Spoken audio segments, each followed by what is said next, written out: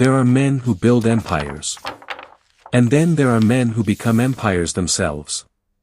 In the final years of the 19th century, when America trembled on the edge of chaos, when banks collapsed like dominoes and the nation's gold reserves drained away into darkness, one man stood at the center of it all. Not a president. Not a general. A banker. His name was John Pierpont Morgan, and in his hands rested the fate of a country that had not yet learned to fear him. He did not raise armies. He did not write laws. But when he walked into a room, the most powerful men in America fell silent. When he spoke, markets moved. When he refused, governments waited. This is the story of the man who owned America before America even knew it could be owned.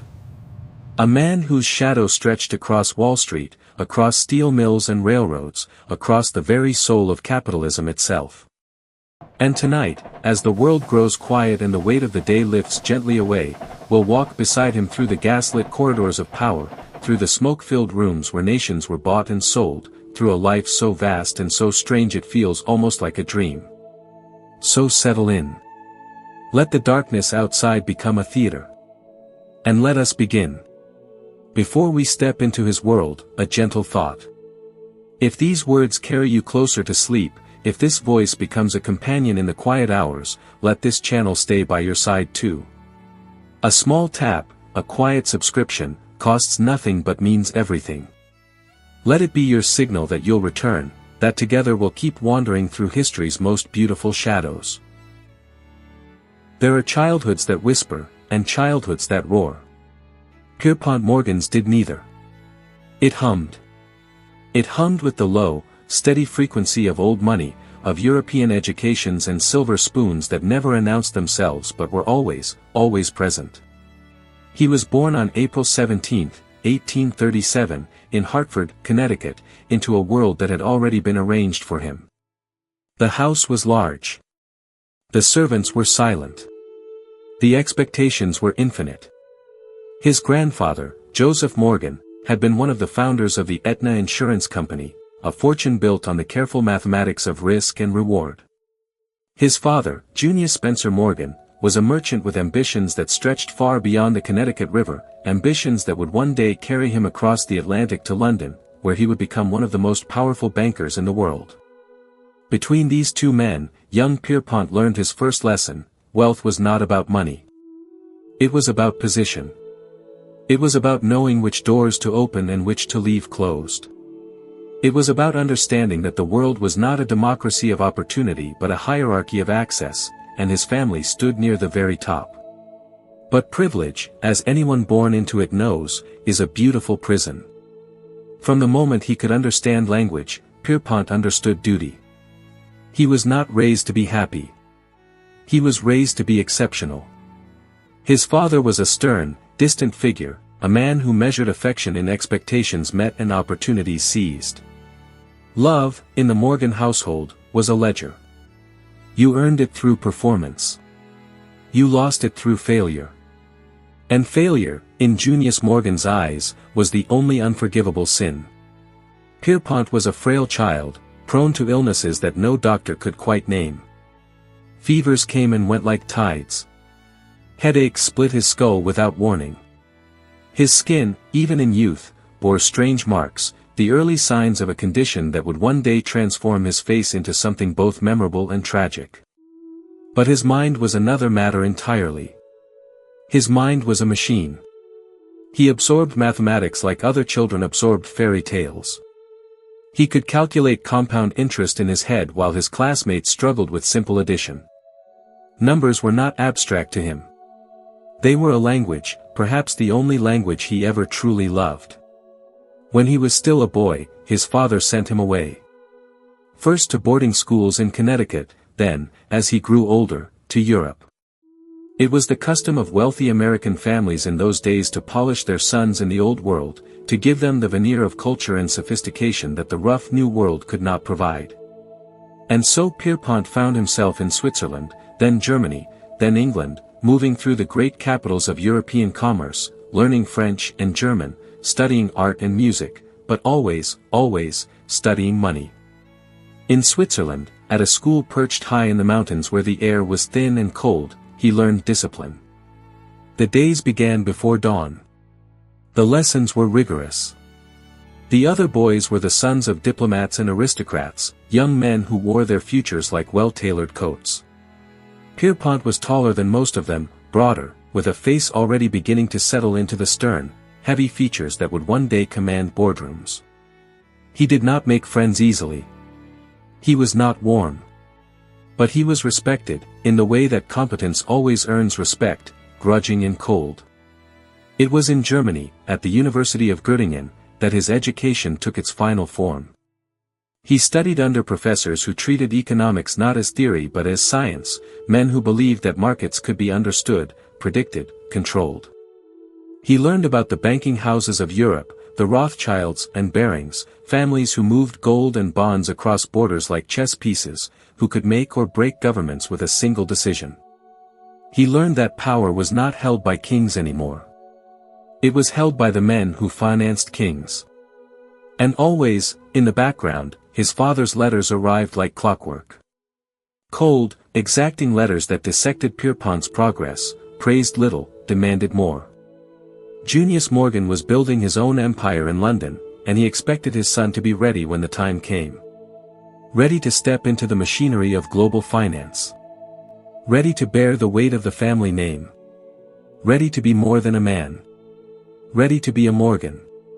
Pierpont returned to America in 1857, just 20 years old, carrying with him a European education and an American hunger. The country he came back to was not the country he had left. It was louder now, brasher, growing at a pace that terrified the old establishment. Railroads were stitching the continent together. Telegraph wires hummed with information that traveled faster than horses. Fortunes were being made overnight, and lost just as quickly. It was chaos. Beautiful, profitable chaos. And for a young man trained in the discipline of European banking, trained to see patterns where others saw only noise, it was the perfect storm. His father arranged a position for him at a banking house in New York, a small firm that served as the American representative for Junius Morgan's London operation. Pierpont's job was simple: facilitate the flow of capital between Europe and America, arrange loans, handle investments, be the bridge between old money and new opportunity. He was good at it. Better than good. He had inherited his father's cold precision, but he had something his father lacked: ambition that bordered on obsession. Junius wanted to preserve. Pierpont wanted to conquer. And so, as the 1850s bled into the 1860s, as the nation itself began to fracture and fall toward civil war, young J.P. Morgan stood on the edge of everything, watching, calculating, waiting for his moment. He did not know yet that his moment would come wrapped in blood and scandal. He did not know yet that his first great fortune would be built on the broken bodies of Union soldiers. He did not know yet that morality and profit were about to collide in ways that would define the rest of his life. But he was ready. God, he was ready. The war came like a storm, sudden and all-consuming, tearing the nation in half with a violence that shocked even those who had seen it coming. Fort Sumter fell in April 1861, and within weeks the entire country was choosing sides, drawing lines, preparing for a conflict that everyone believed would be over by Christmas. Young men marched off to battle with flowers in their rifle barrels and songs on their lips. Pierpont Morgan, 24 years old, did not march. He paid someone else to go in his place. It was legal, even common. The union allowed drafted men to hire substitutes for $300, and Pierpont, like many wealthy young men of his generation, took advantage of that loophole without hesitation or shame. War was for other people. War was for the poor, the desperate, the foolish. He had more important work to do. While the nation bled, he would build. While others died, he would prosper. It was not cruelty, in his mind. It was simply logic. The country needed soldiers, yes. But it also needed capital. And capital was his battlefield. His first great opportunity came in the summer of 1861, just months after the war began. A man named Arthur Eastman approached him with a proposal. The U.S. Army had surplus rifles, obsolete carbines that had been sitting in a warehouse, declared unfit for service. Eastman had purchased them for $3.50 each. The rifles were damaged, prone to misfiring, dangerous to the soldiers who used them. But Eastman saw potential. He saw desperate Union commanders who needed weapons, any weapons, and he saw a chance to turn $3 rifles into $20 profits. All he needed was financing. All he needed was a banker willing to look the other way. Pierpont Morgan looked the other way. He arranged the loan. The rifles were refurbished, barely, just enough to pass a cursory inspection. They were sold back to the Union Army for $22 each, delivered to regiments already marching south to face Confederate guns. And when those rifles exploded in soldiers' hands, when fingers were blown off and faces were scarred by weapons that should never have left the warehouse, there was an investigation. There was outrage. There was a scandal that reached all the way to Congress. But Pierpont Morgan walked away untouched. Legally, he had done nothing wrong. He had simply provided financing for a legitimate transaction. The fact that the transaction killed American soldiers was unfortunate, perhaps, but it was not his responsibility. He had followed the rules. He had fulfilled his contract. And when the dust settled, when the bodies were buried and the newspapers moved on to the next atrocity, he was richer. Significantly richer. The Hull carbine affair, as it came to be known, taught him two lessons that would shape the rest of his life. First, law and morality are not the same thing. Second, in times of chaos, there is always money to be made. He did not dwell on it. He did not lose sleep. In his mind, he had done what any rational businessman would do. He had seen an opportunity and seized it. If the army had wanted better rifles, they should have paid for better rifles. If soldiers died, well, soldiers died in war. That was the nature of war. His job was not to question the system. His job was to profit from it. And profit he did. As the war dragged on, year after bloody year, as the Union's need for capital grew desperate, Pierpont positioned himself as an indispensable middleman. He sold government bonds to European investors, taking a hefty commission on each transaction. He arranged loans for railroads that were expanding westward even as the country tore itself apart. He traded in gold, in currency, in anything that could be bought low and sold high. By the time Lee surrendered at Appomattox in 1865, by the time the guns finally fell silent and the nation began the long, painful work of stitching itself back together, J.P. Morgan had become a wealthy man. But wealth, he was learning, was not the same as power. Wealth could be lost. Wealth could be stolen. Wealth could evaporate in a single market panic, in a single bad investment, in a single moment of bad luck. Power was different. Power was structural. Power came not from having money, but from controlling the flow of money. From being the gatekeeper, the bridge, the essential link in the chain. His father understood this.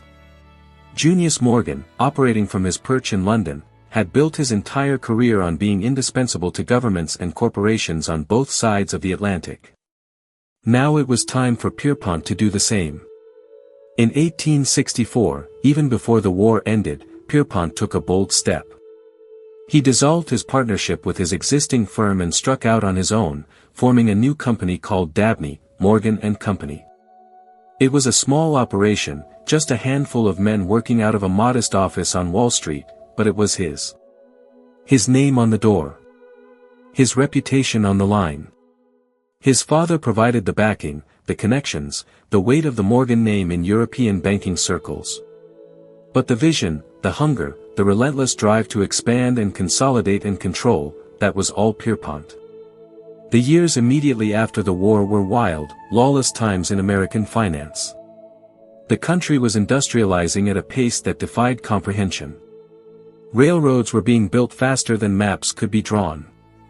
Telegraph lines were spreading like spiderwebs across the continent. Oil was being pulled from the ground in Pennsylvania. Steel mills were rising along the rivers of Pittsburgh. Everywhere you looked, fortunes were being made and lost in the span of a single afternoon. It was the Gilded Age, though no one called it that yet. It was a time when the rules were still being written, when the boundary between innovation and fraud was so thin you could barely see it, when a man with nerve and capital could become a king. Pierpont Morgan had both. What he lacked, still, was the one thing that separated the merely rich from the truly powerful: fear. He was respected, certainly. He was known as a sharp operator, a man who honored his contracts and delivered results. But he was not yet feared.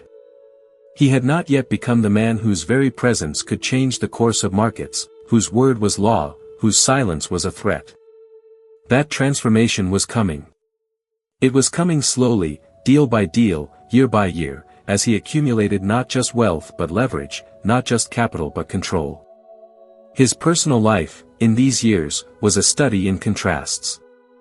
In 1865, he married a woman named Frances Louisa Tracy, known to her friends as Fanny. She was beautiful, cultured, everything a man of his station should want. But she was also fragile, her health delicate in ways that even the best doctors could not quite explain. They honeymooned in Europe, a grand tour through Paris and Rome and Venice, and somewhere in those sun-drenched Mediterranean days, she contracted tuberculosis. She died 4 months after the wedding, coughing blood into lace handkerchiefs, fading away in a villa overlooking the sea. Pierpont returned to New York a widower at 28, his face harder than before, his heart locked behind walls that would never fully come down again. He remarried 3 years later, to a woman named Frances Tracy Morgan, no relation to his first wife despite the similar name. This Frances was stronger, more resilient, capable of bearing the weight of being Mrs. J.P. Morgan. She gave him children. She managed his household. She asked no questions about his business and made no demands on his time. It was a practical arrangement, a partnership built on mutual understanding rather than passion. And it suited him perfectly. Love, after all, was a luxury. Love made you vulnerable. Love made you weak. He had learned that lesson in a villa in Italy, watching his first wife die, and he would never forget it. By 1870, as the decade turned and America entered a new era, J.P. Morgan stood at the threshold of true power. He was 33 years old. His firm was growing. His reputation was spreading. And the great industries of America, the railroads and steel mills and banks that would define the next century, were just beginning to realize that they needed him. Needed his capital. Needed his connections. Needed his ruthless, calculating mind. The boy born into gold was becoming something else now. Something darker. Something infinitely more dangerous. He was becoming the man who owned America. And the country, still drunk on its victory over itself, still believing in the myth of its own democracy, had no idea what was coming. Railroads were the arteries of America, and in the 1870s, those arteries were hemorrhaging. Everywhere you looked, there was chaos. Competing lines built tracks that went nowhere, parallel routes that cannibalized each other's profits, stock schemes that collapsed before the locomotives even ran. Fortunes evaporated overnight. Investors fled. The railroad business, which should have been the foundation of the nation's prosperity, had become a circus of greed and incompetence. And into this chaos walked J.P. Morgan, not with solutions, but with something far more valuable: control. He understood what others did not. Competition was expensive. Duplication was wasteful. What America needed was not more railroads, but better ones. Fewer owners. Clearer hierarchies. Consolidation. The word became his religion, whispered in boardrooms and telegraphed across oceans to his father in London. If you could eliminate the competition, if you could force warring railroad barons to sit down at the same table and agree to divide territory rather than destroy each other, you could transform chaos into profit. And the man who orchestrated that transformation, the man who held the gavel and drew the maps, that man would become indispensable. His first great railroad deal came in 1879, when he brokered the sale of William Vanderbilt's New York Central stock. Vanderbilt, son of the legendary Commodore, controlled one of the most profitable railroad lines in America, but he wanted to diversify, to sell off a substantial portion without flooding the market and crashing the price. It required delicacy. It required connections in Europe, where the appetite for American railroad bonds was insatiable. It required someone who could move quietly, who could assemble a syndicate of buyers without alerting the press or sparking a panic. It required J.P. Morgan. He handled the sale like a surgeon, precise and bloodless. 250,000 shares of New York Central stock, valued at over $30 million, changed hands without the market even noticing. The commission was enormous. More important than the commission was the message it sent to every other railroad baron in America: if you need something done quietly, if you need capital moved discreetly, if you need problems solved that can't be solved in public, you call Morgan. His name became a password, a key that opened doors other men didn't even know existed. But selling stock was only the beginning. Morgan's true genius revealed itself in reorganization, in what came to be known as Morganization. When a railroad went bankrupt, as they so often did in those volatile years, the usual outcome was catastrophe. Investors lost everything. Workers lost their jobs.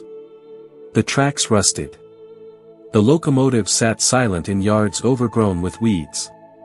Morgan saw opportunity where others saw only ruin. He would step in, buy up the debt for pennies on the dollar, restructure the company, install new management, force competing lines to merge, and emerge with a railroad that was leaner, more efficient, and most importantly, under his control.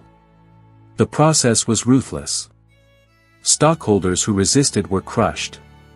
Workers who demanded fair wages were ignored. Small towns that depended on local rail service found their stations closed, their economies strangled, all in the name of efficiency. Morgan did not apologize. He did not explain. He simply acted, moving with a cold certainty that brooked no opposition. If you stood in his way, you were eliminated. If you accepted his terms, you survived. It was a binary choice, and he made it clear which option was preferable. By the mid-1880s, he had reorganized the Philadelphia and Reading Railroad, the Chesapeake and Ohio, the Erie, and half a dozen others. Each time, he placed his own men on the boards of directors, men who reported to him, who understood that their loyalty was to Morgan first and the railroad second. He called them voting trusts, legal mechanisms that allowed him to control companies without technically owning them. It was a brilliant innovation, a way to exercise power while minimizing risk. If the railroad succeeded, he profited. If it failed, his personal fortune remained untouched. His physical presence in these negotiations was as important as his financial acumen. He was a large man, over 6 feet tall, broad-shouldered, with a face that had grown increasingly severe with age. His nose, ravaged by rosacea, had become a bulbous, purple monstrosity that dominated his features and made him impossible to forget. Photographers begged him to pose in profile. Artists tactfully reduced the disfigurement in their portraits. But Morgan refused to hide. He met people straight on, his eyes cold and penetrating, daring them to look away. That nose became a weapon, a test of character. If you flinched, if you showed the slightest discomfort, he knew you were weak. And Morgan did not do business with weak men. His office at 23, Wall Street was a temple to wealth and intimidation. Dark wood paneling absorbed the light. Paintings of stern ancestors glared down from the walls. The desk was massive, ornate, a fortress between him and anyone who sat across from it. When he called you to that office, you went. When he spoke, you listened. And when he made an offer, you accepted it, because the alternative was not another offer. The alternative was war, and Morgan always won his wars. But even as he consolidated the railroads, even as his power grew beyond anything his father had achieved, there was a restlessness in him. Railroads were only the beginning. Steel was rising. Electricity was coming. Oil was gushing from the ground in quantities that seemed biblical. Every industry in America was transforming, growing, colliding with every other industry in ways that created both opportunity and chaos. And chaos, Morgan had learned, was where fortunes were made. Not by the brave, but by the organized. Not by the innovators, but by the consolidators. Not by the dreamers, but by the men who turned dreams into monopolies. His relationship with his father remained complicated, a strange mixture of respect and rivalry. Junius Morgan, now in his 70s, still ran the London operation, still commanded respect in European financial circles, still cast a long shadow over his son's achievements. They wrote letters constantly, formal and stiff, discussing deals and strategy and risk. But there was no warmth in those letters. No pride, at least none that Junius would admit. Only the endless refrain, more, better, faster, stronger. Pierpont had spent his entire life trying to earn his father's approval, and he was beginning to suspect that approval was not something Junius Morgan knew how to give. In 1890, Junius died suddenly in a carriage accident on the French Riviera. The news reached Pierpont by telegram, cold black words on yellow paper, and he sat in his office for a long time, staring at nothing, feeling nothing. Or perhaps feeling everything and having no language for it. The old man was gone. The shadow was lifted. And now, at 53 years old, J.P. Morgan was no longer anyone's son. He was simply Morgan. The Morgan. The last Morgan. And the empire his father had built across the Atlantic was now his to command. He renamed the firm J.P. Morgan and Company. His name alone. No partners. No equals. Just Morgan. And when that name appeared on a bond offering, when that name backed a railroad merger, when that name whispered advice to a struggling corporation, it carried the weight of 2 continents, the accumulated capital and credibility of 2 generations. It was not just a name anymore. It was a force of nature. The 1890s were coming, and with them would come the greatest test of Morgan's power. A test that would require him to save not just a company or an industry, but an entire nation. A test that would reveal once and for all whether he was simply a banker, or something far more dangerous. Something the Founding Fathers had never imagined and the Constitution had no way to control. He was about to become the man who could make presidents beg. The man who could hold the fate of democracy in his hands and decide, on a whim, whether to save it or let it fall. But for now, in these last quiet years before the storm, he simply worked. He consolidated. He controlled. And he waited, with the patience of a man who knew that crisis was always coming, and that when it arrived, the world would have no choice but to turn to him. Because by then, he would own all the doors. And only he would have the keys. There is a kind of power that announces itself with trumpets and fanfare, and there is a kind of power that moves in silence, signing papers in dimly lit rooms while the world sleeps. Morgan's power was the latter. By 1892, he had become the invisible architect of American industry, the man who decided which companies would merge and which would die, which railroads would expand and which would rust into oblivion. And he did it all without holding elected office, without commanding armies, without ever once asking permission from the people whose lives he was reshaping.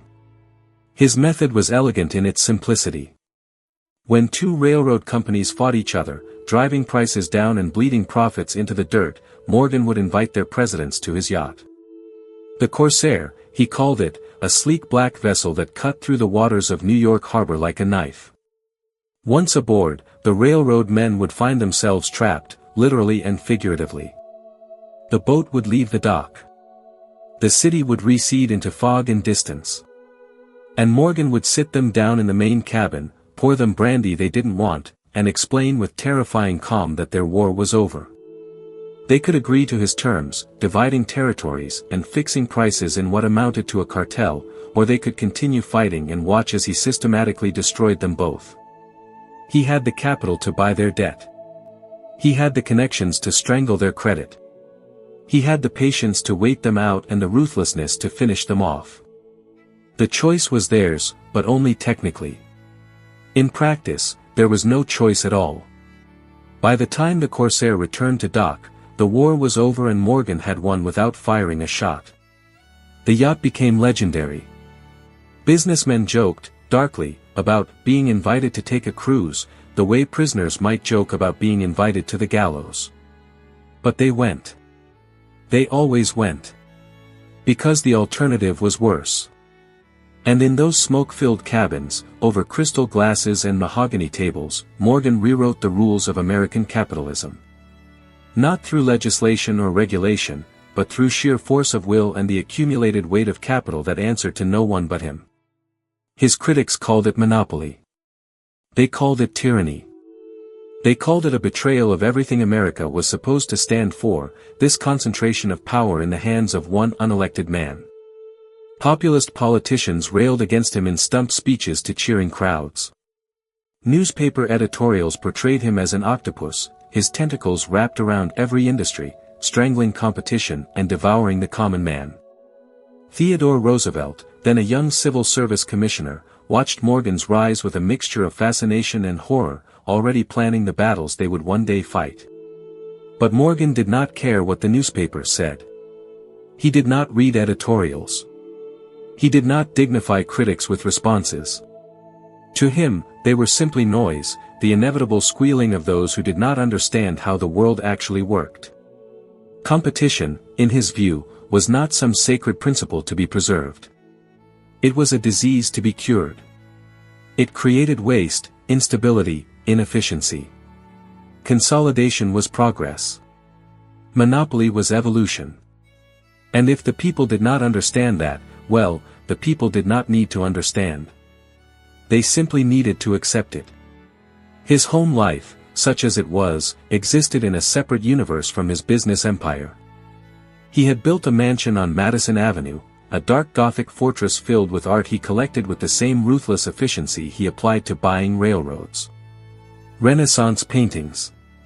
Ancient Egyptian artifacts. Medieval manuscripts illuminated in gold leaf. He did not buy art because he loved beauty. He bought art because it was what powerful men did, because it signaled taste and refinement and cultural authority. His galleries were museums of acquisition, each piece a trophy, proof that wealth could purchase anything, even the past.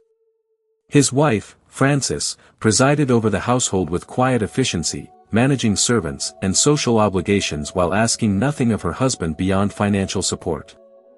They lived parallel lives under the same roof, intersecting at dinner parties and public events but rarely alone. He had mistresses, discreet affairs with actresses and society women who understood that his affection was a temporary loan, never a permanent gift. He did not hide these relationships, exactly, but neither did he flaunt them.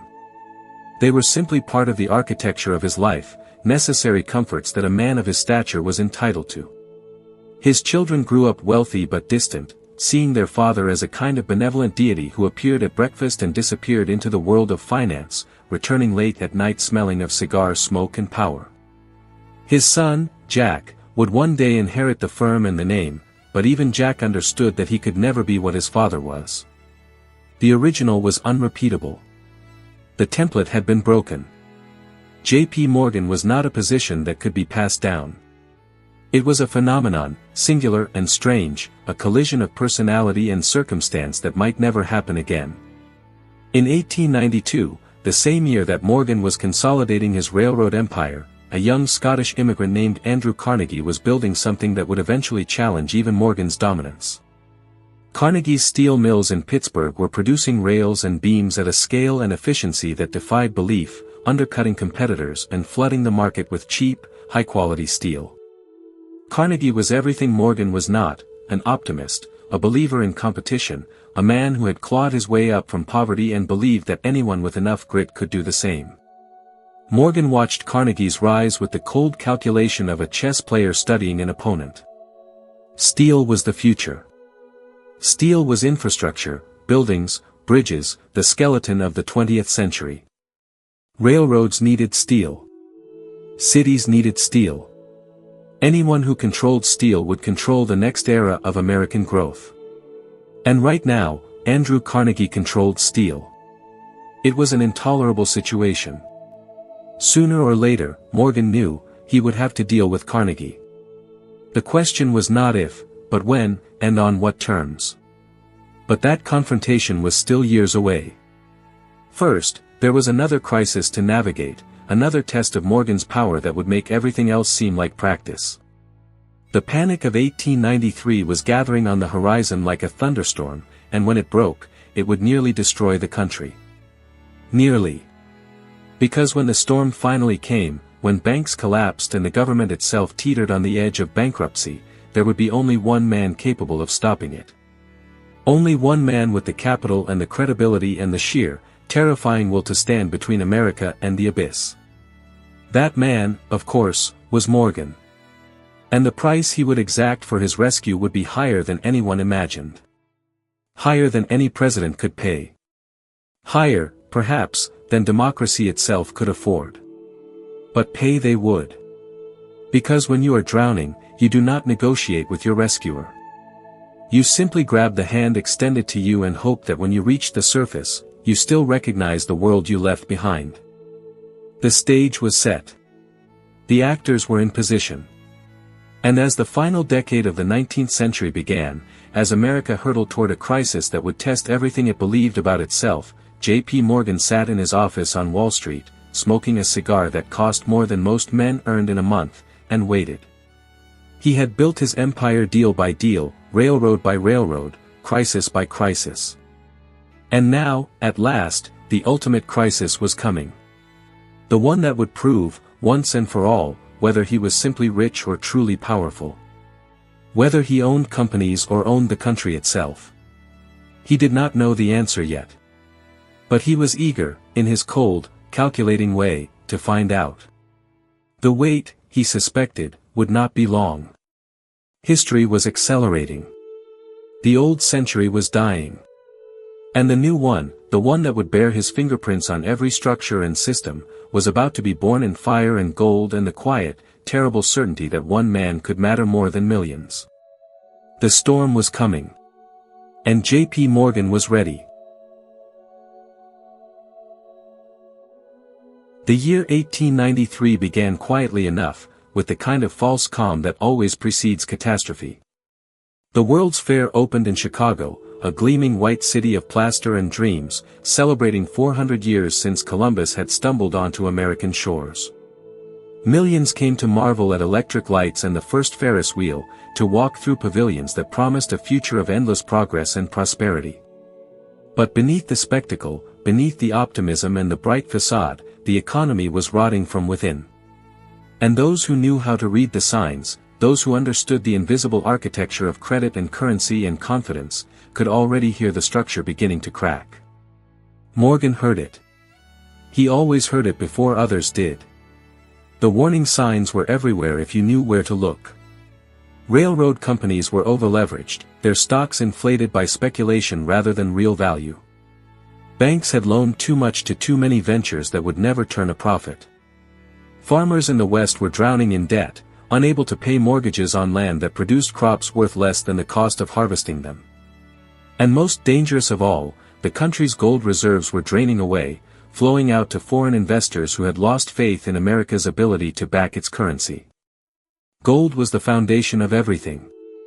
In 1893, the dollar was not just a promise but a contract, redeemable in actual gold at a fixed rate. If the government's gold reserves fell too low, if they could not honor that contract, the entire monetary system would collapse. Confidence would evaporate. Banks would fail. The currency itself would become worthless paper. It was a death spiral, elegant and terrifying, and once it started, there would be no stopping it through conventional means. The panic began in earnest in May, when one of Philadelphia's largest railroads, the Philadelphia and Reading, declared bankruptcy. It was not the first railroad to fail, but it was big enough and visible enough to send a shockwave through the financial system. Investors panicked. Stockholders rushed to sell before prices fell further. Banks that had loaned money to the railroad suddenly found themselves holding worthless paper, their reserves depleted, their ability to make new loans crippled. And like dominoes falling in slow motion, the crisis spread from Philadelphia to New York to Chicago to every financial center in the nation. By June, banks were failing at a rate of dozens per week. The stock market, that great barometer of confidence and fear, plummeted. Factories closed their doors. Workers lost their jobs by the hundreds of thousands. Unemployment, which had been manageable just months before, soared to levels not seen since the Civil War. Bread lines formed in cities. Families that had been middle class found themselves destitute overnight, their savings evaporated, their futures erased. It was not just an economic crisis. It was an existential one, a moment when the entire experiment of American capitalism seemed to be failing in real time. And at the center of this storm, in Washington, D.C., sat President Grover Cleveland, a man utterly unprepared for what was happening. Cleveland was honest, principled, a believer in limited government and the gold standard and the idea that markets, if left alone, would eventually correct themselves. But this was not a market correction. This was a collapse. And as the summer wore on, as the gold reserves in the Treasury fell toward the critical threshold below which the government could no longer redeem dollars for gold, Cleveland realized with growing horror that he had no solutions. Congress was divided, paralyzed by ideological battles between those who wanted to inflate the currency with silver and those who insisted on maintaining the gold standard at any cost. The Federal Reserve did not exist yet. There was no central bank, no institution designed to step in during a crisis and stabilize the system. There was only the government, and the government was failing. By autumn, the situation had become desperate. The Treasury's gold reserves had fallen below $100 million, dangerously close to the level that would trigger a full-scale run on the banks. Foreign investors were demanding gold for their bonds, draining what little remained. Cleveland tried issuing bonds to raise capital, but the subscriptions were weak. Investors did not trust the government to survive. They wanted their gold now, before it was too late. The president convened emergency meetings with his cabinet, with congressional leaders, with anyone who might have an answer. But there were no answers. Only the slow, grinding realization that the United States of America, barely a century old, might be about to experience its first sovereign default. And then someone said the name. Morgan. J.P. Morgan. The man who had rescued railroads and reorganized industries. The man who commanded more capital than some European nations. The man who, if anyone could, might be able to stop the bleeding. Cleveland resisted at first. The idea of the President of the United States going hand in hand to a private banker was humiliating, an admission that the government was powerless. But as January 1895 arrived and the gold reserves fell below $60 million, with no bottom in sight, Cleveland's choices had narrowed to one. Call Morgan, or watch the country collapse. The telegram went out on a winter morning, formal and terse, requesting that Mr. Morgan come to Washington at his earliest convenience. Morgan received it in his office on Wall Street, read it once, and smiled. Not a warm smile. Not a smile of joy or satisfaction. But the smile of a chess player who has just seen his opponent realize, far too late, that the game is already over. He did not hurry. He did not rush to catch the first train. Instead, he finished his work for the day, had a leisurely dinner, and took an evening train to the capital, arriving the next morning rested and impeccably dressed. The meeting took place in the White House, in a small room thick with tension and the weight of history. Cleveland sat behind his desk, looking older than his 57 years, the strain of the crisis etched into every line of his face. His cabinet members flanked him, solemn and silent. And across from them sat Morgan, massive and calm, his ruined nose catching the lamplight, his eyes cold and calculating. For a long moment, no one spoke. The President of the United States and the most powerful private citizen in the country, facing each other across a distance of 6 feet and an unbridgeable gulf of power. Cleveland began with pleasantries, thanking Morgan for coming, expressing hope that they could find a solution together. Morgan let him talk. He was patient. He had all the time in the world. When the President finally finished his preamble and asked, directly, whether Morgan could help, whether he had any ideas for how to stop the hemorrhaging of gold, Morgan leaned back in his chair and delivered his answer in a voice so quiet they had to strain to hear it. "I can stop it," he said. "But not on your terms. On mine." The room went very still. Outside, somewhere in the city, a clock was chiming the hour. Inside, history was holding its breath, waiting to see if the President of the United States would bend his knee to a banker. Cleveland's face flushed. His cabinet members exchanged glances. But what choice did they have? What choice had they ever had? Morgan had known, from the moment the telegram arrived, exactly how this would end. He always knew. That was his gift. That was his curse. The ability to see the only possible outcome and the patience to wait for everyone else to see it too. The negotiation, if it could be called that, lasted hours. But in truth, it was never a negotiation. It was a surrender dressed up in the language of partnership. Morgan laid out his terms with the precision of a surgeon and the coldness of an executioner.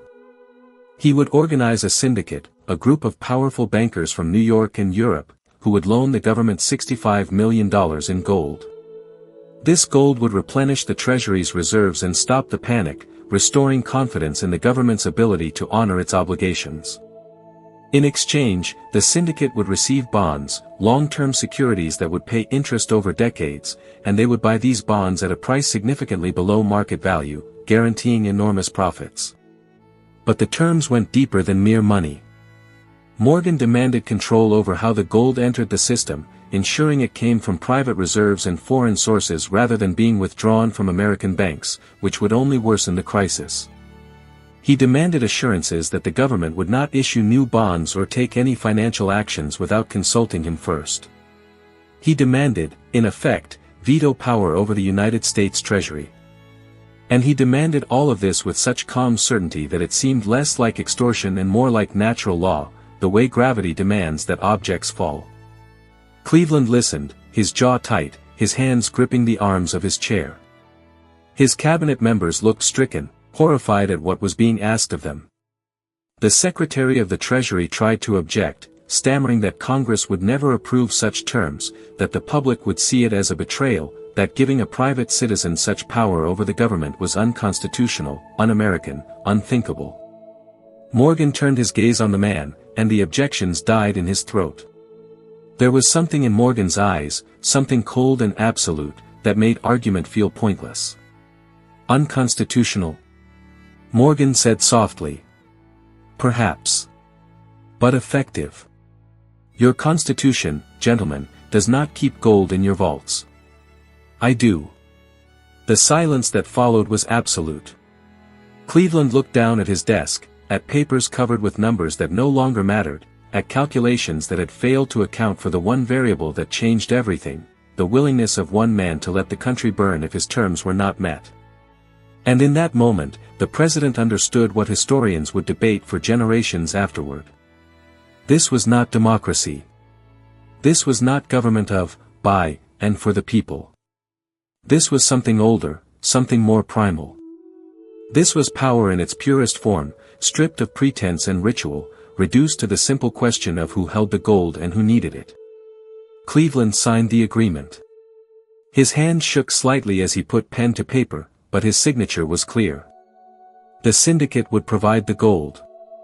The crisis would be averted. And J.P. Morgan would walk away not just richer, but having established a precedent that would echo through American history. A precedent that said, when democracy failed, when elected government could not solve its own problems, the country would turn not to its constitution or its courts or its people, but to a banker. To one man. To Morgan. The news broke slowly, filtering through newspapers and telegraph wires to a public that did not fully understand what had just happened. The headline writers called it a rescue.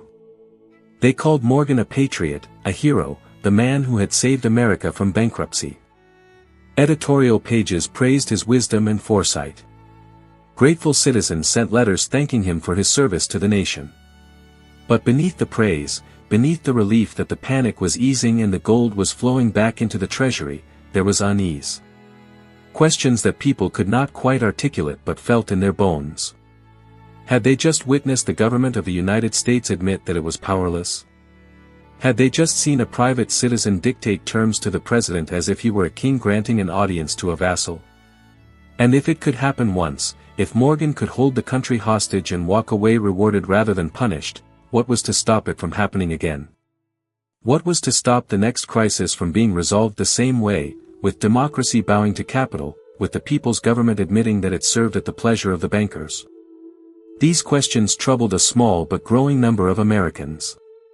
Populist movements in the South and West, already angry about railroad monopolies and bank foreclosures, seized on the Morgan deal as proof of what they had been saying all along: the country was being stolen from underneath them, handed over to a cabal of financiers who cared nothing for working people or democratic ideals. William Jennings Bryan, a young congressman from Nebraska with a voice like thunder and a gift for moral outrage, began giving speeches about the cross of gold upon which the common man was being crucified. He did not mention Morgan by name, not yet, but everyone knew who he was talking about. Morgan did not respond to the criticism. He never responded. Public opinion was not something he needed to manage. He did not stand for election. He did not require the approval of voters or the affection of crowds. His power came from capital, and capital did not care what people thought. It cared only about return on investment, about stability, about preserving the system that allowed it to grow. And by that measure, by the only measure that mattered to him, the rescue of 1895 was not controversial at all. It was simply business. Profitable, necessary business. The syndicate's profits were staggering. The bonds Morgan had purchased below market value appreciated rapidly as confidence returned. Estimates put his personal profit at somewhere between $5 and $7 million, an almost incomprehensible sum in an era when a factory worker might earn $400 a year. His partners in the syndicate, the Rothschilds in London and other major banking houses in New York, made similar fortunes. Together, they had turned the government's desperation into one of the most lucrative deals in financial history. And they had done it all legally, with contracts signed and witnessed, with terms agreed to by the highest elected official in the land. But the profit was almost incidental. What mattered more, what Morgan understood even if no one else quite did, was the shift in the fundamental architecture of power. Before 1895, the government was, at least in theory, the ultimate authority in America. It made laws. It commanded armies. It represented the will of the people. After 1895, that was no longer entirely true. Now there was another power, parallel and shadowy, accountable to no one, constrained by no constitution. The power of concentrated capital.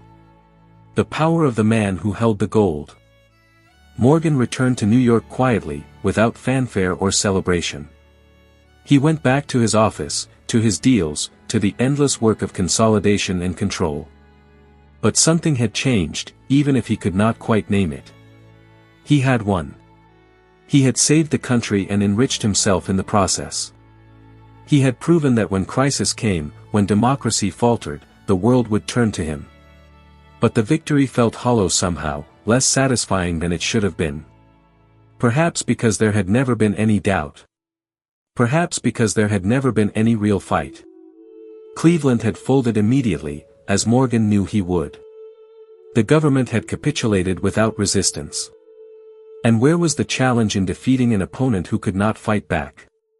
He sat in his office that night, long after his clerks had gone home, long after the street outside had grown dark and silent. A single lamp burned on his desk, casting shadows on the walls where paintings worth fortunes hung in the darkness. He thought about his father, dead now for 5 years, and wondered what the old man would have made of this moment. Would Junius have been proud? Would he have finally acknowledged that his son had surpassed him?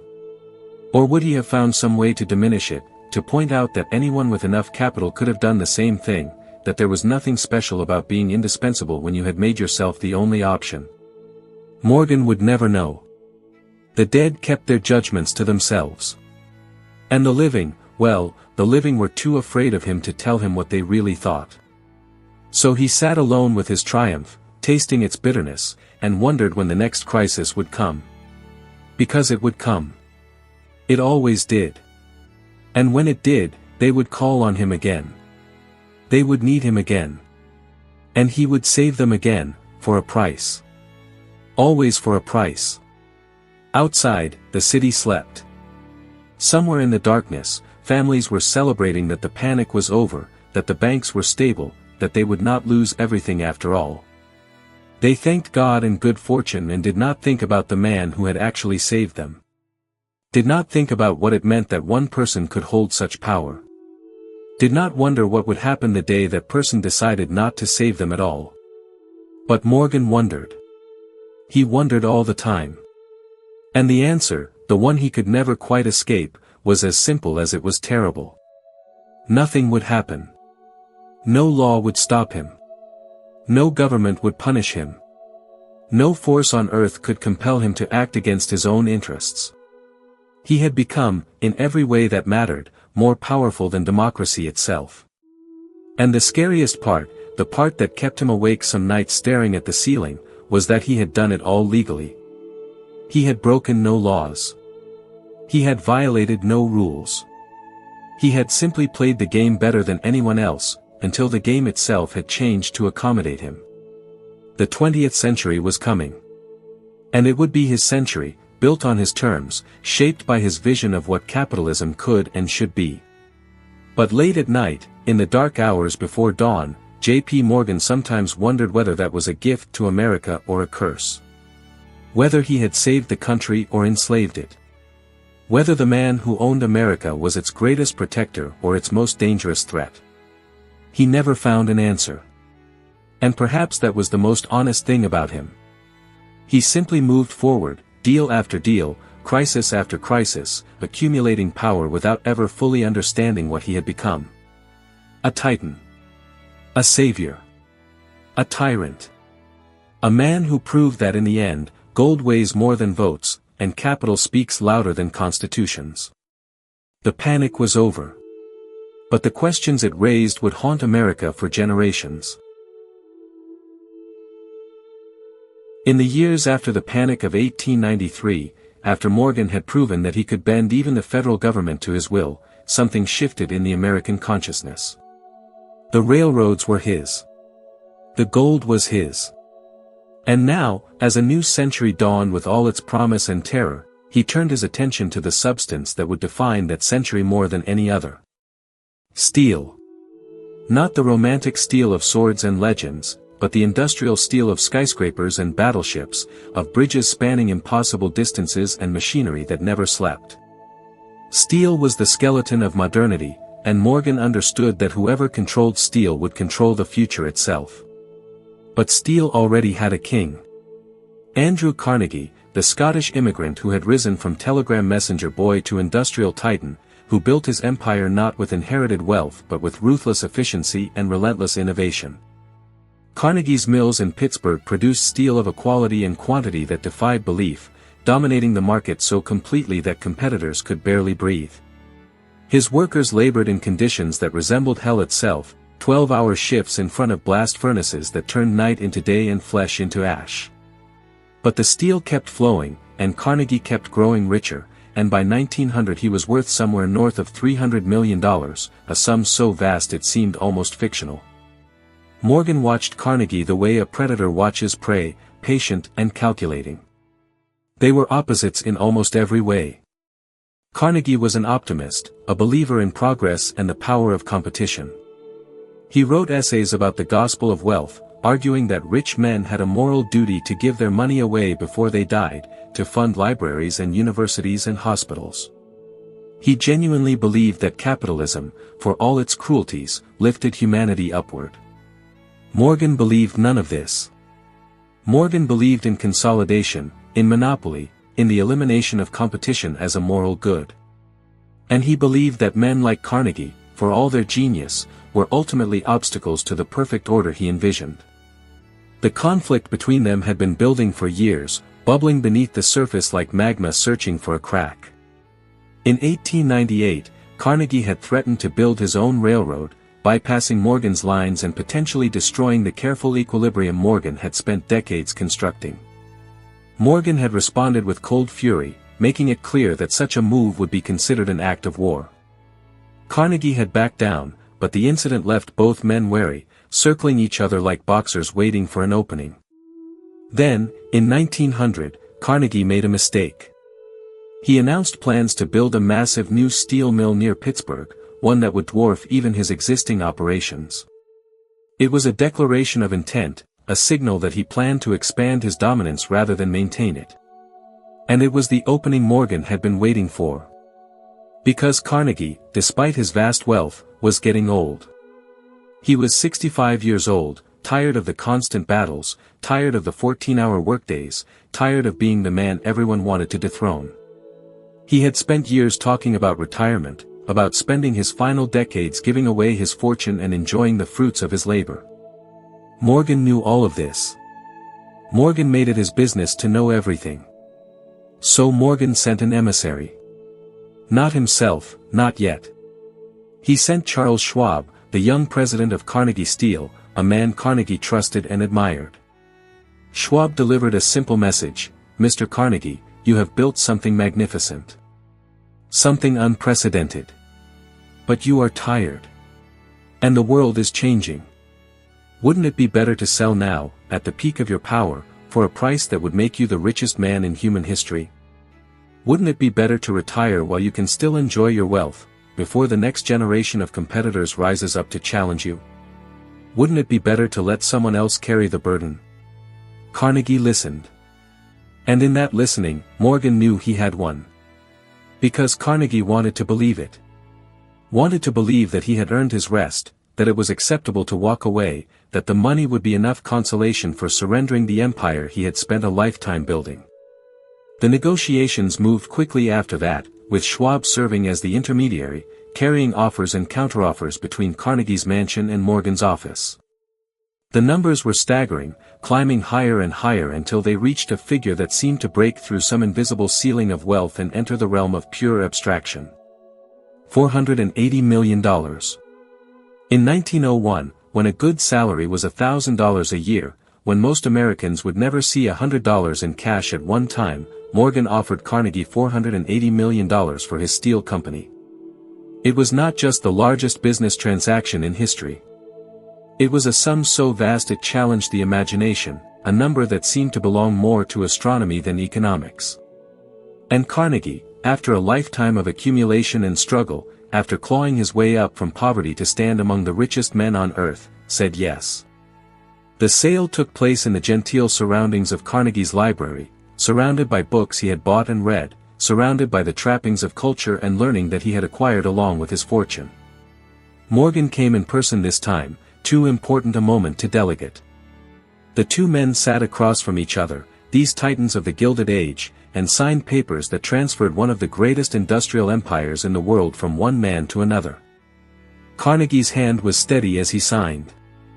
Morgan's face revealed nothing, no triumph, no satisfaction, just the cold certainty of a man executing a plan that had been inevitable from the start. When it was done, when the papers were signed and witnessed, Carnegie stood and shook Morgan's hand. "Mr. Morgan," he said, with something that might have been regret or might have been relief, "I believe I should have asked you for 100 million more." Morgan smiled then, a rare expression that transformed his ruined face into something almost human. "You would have gotten it," he said. And perhaps that was the cruelest truth of all. That even at the moment of his greatest victory, even at the peak of his negotiating power, Carnegie had undervalued himself. Had sold too cheaply to a man who would have paid more. But the purchase of Carnegie Steel was only the beginning.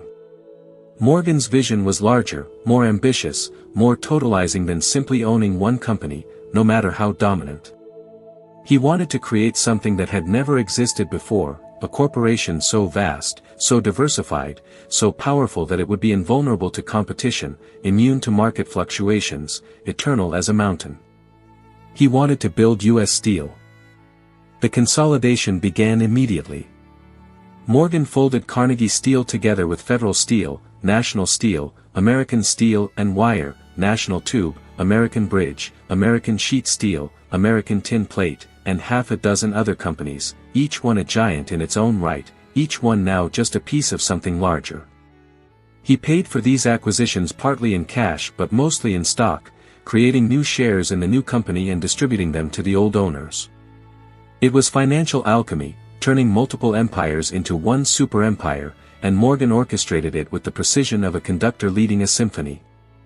When the incorporation papers were finally filed in February 1901, U.S. Steel came into existence with a capitalization of $1.4 billion. The first billion-dollar corporation in history. A company that employed nearly 250,000 workers. A company that controlled 60% of America's steel production. A company so large that its budget exceeded that of most nations. And at its head, on its board of directors, controlling its destiny with the same iron grip he applied to everything else, sat J.P. Morgan. The creation of U.S. Steel sent shockwaves through America. It was one thing to dominate a single industry, to own a few railroads or control some banks. But this was something new, something that seemed to violate the fundamental spirit of American capitalism even as it adhered to its letter. This was monopoly on a scale that made the old robber barons look like street corner hustlers. This was power concentrated to a degree that made kings look weak by comparison.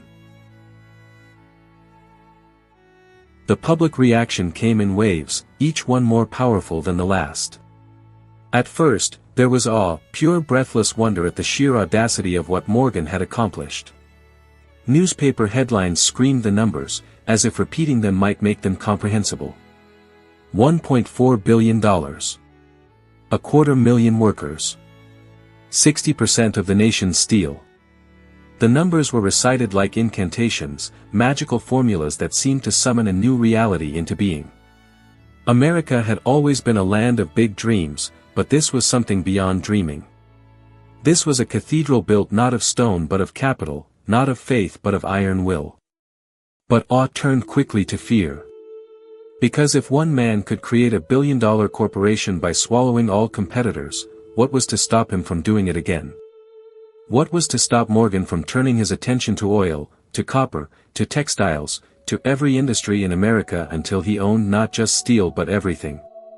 The populist movements that had been simmering since the 1890s found new fuel for their anger. Farmers who sold their crops at prices dictated by railroad monopolies. Workers who toiled in factories owned by ever larger corporations.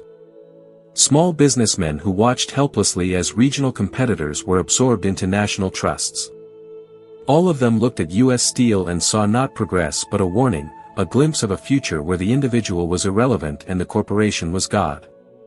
William Jennings Bryan, who had run for president twice on platforms attacking concentrated wealth, seized on U.S. Steel as proof of everything he had been preaching. He traveled the country giving speeches in his rolling, biblical cadence, painting Morgan as a modern pharaoh enslaving the American people. The crowds who came to hear him were huge and angry, workers and farmers and small-town merchants who felt the ground shifting beneath their feet and didn't know how to stop it. Bryan called for breaking up the trusts, for restoring competition, for using government power to protect the common man from the plutocrats. But his words, for all their passion, felt hollow. Because everyone who listened knew the truth that Bryan could not quite admit, the government was not strong enough to stop Morgan.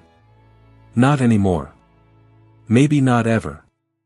Theodore Roosevelt, who became president in September 1901 after McKinley's assassination, presented a different kind of challenge. Roosevelt was not a populist like Bryan.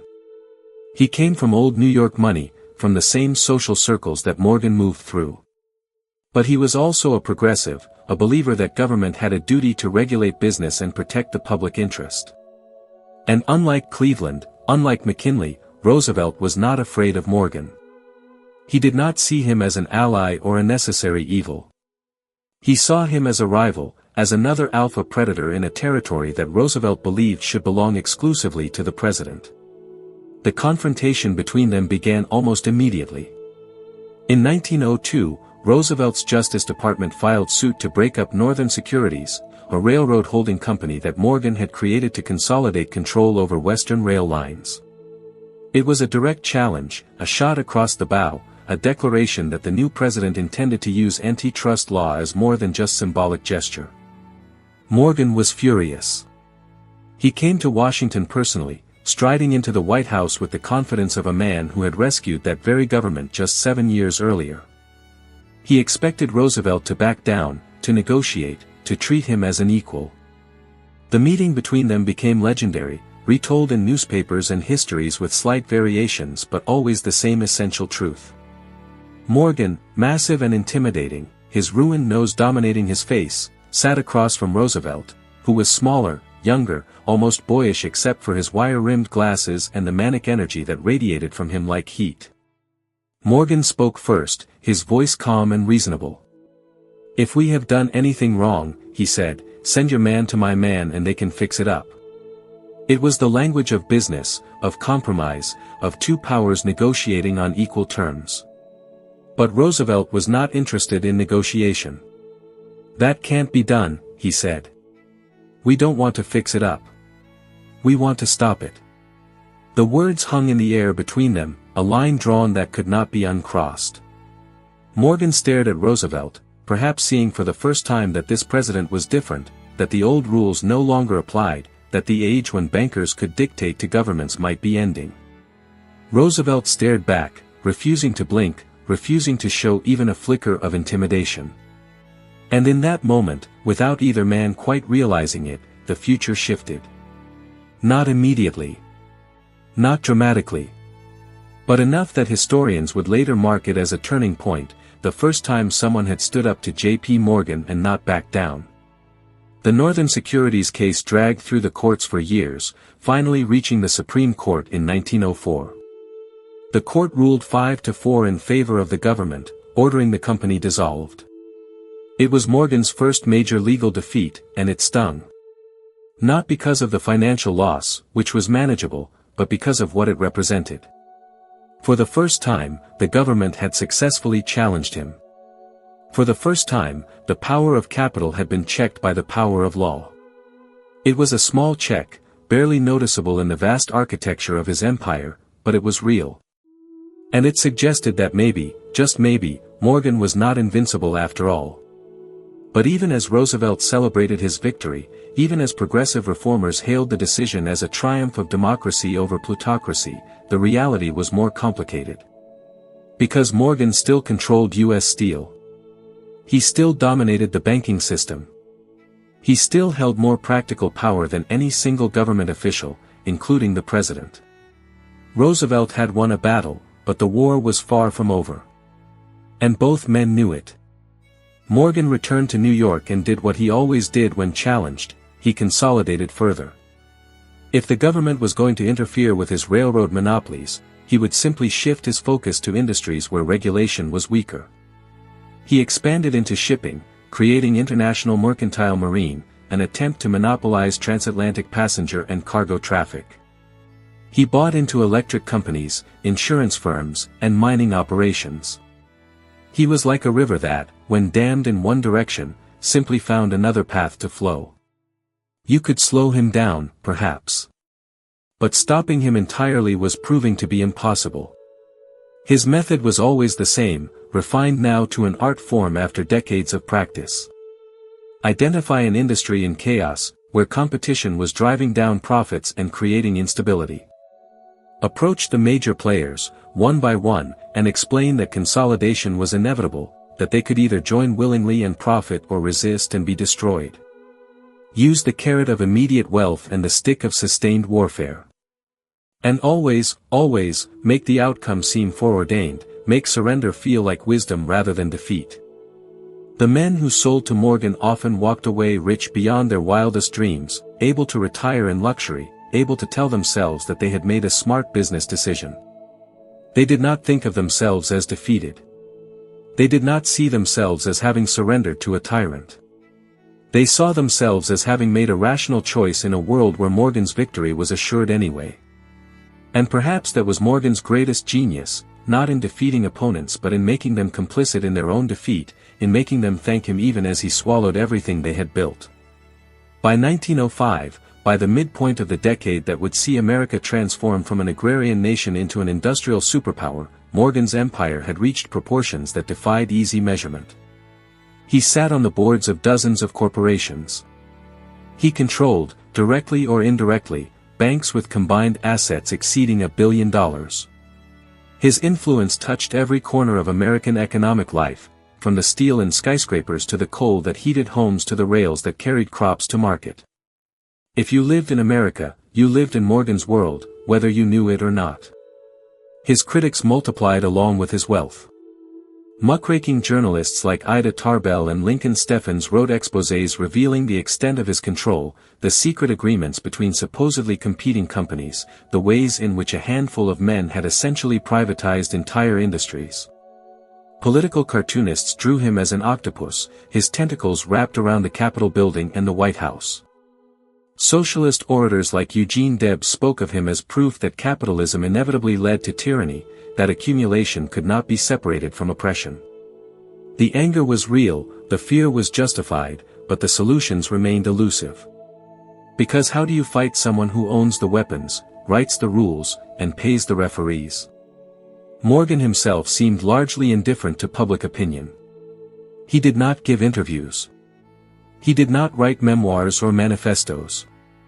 When photographers tried to capture his image, he either turned away or glared with such intensity that the resulting pictures looked less like portraits and more like warnings.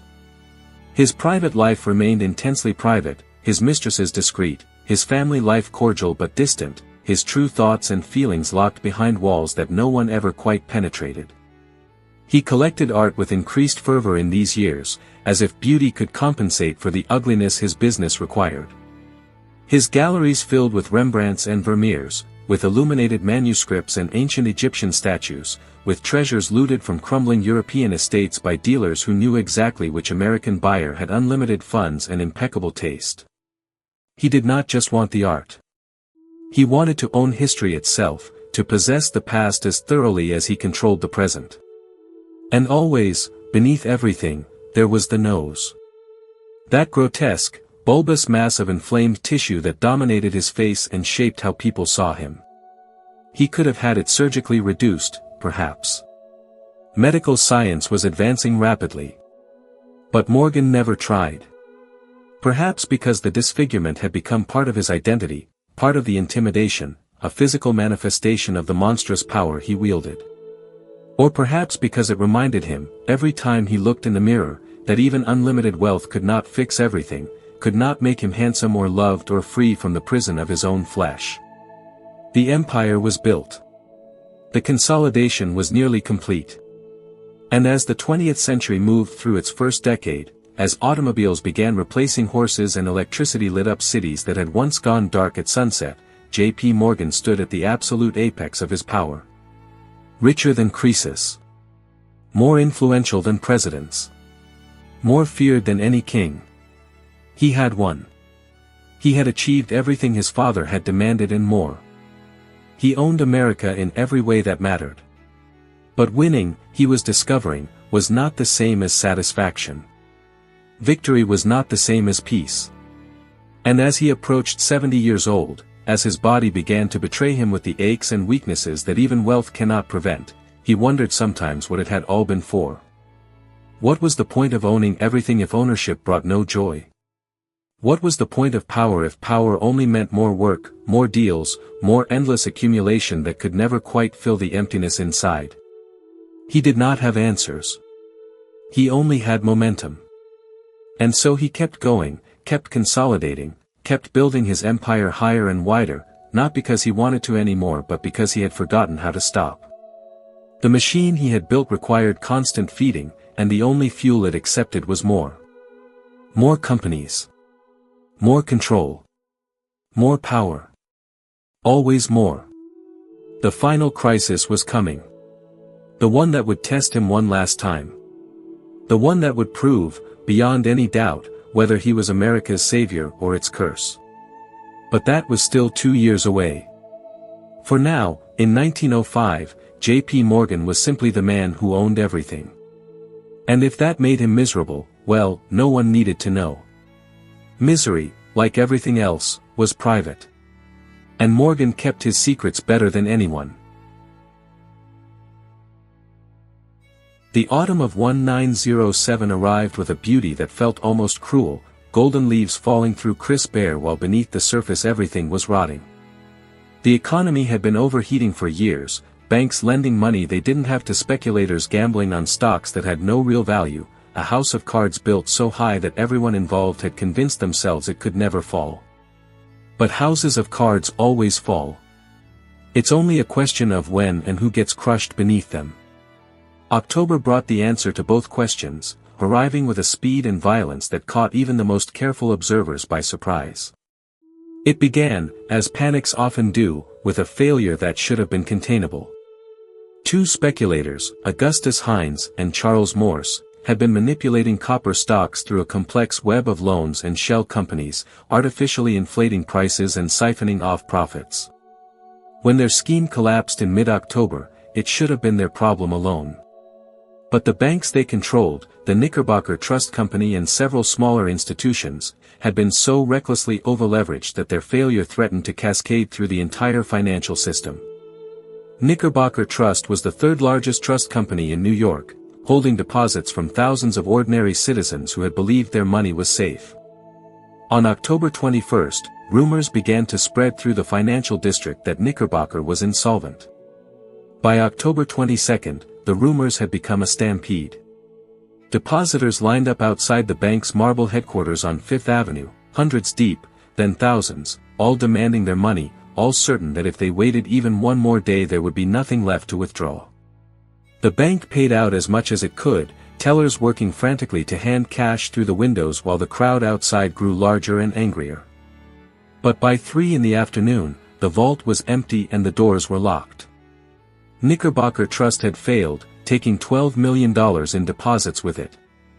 The panic spread like fire through dry grass.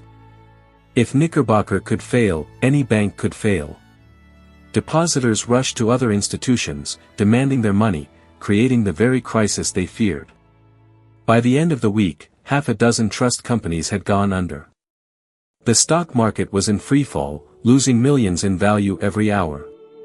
Credit froze entirely, businesses unable to borrow even for basic operations, factories closing their doors, workers sent home without pay.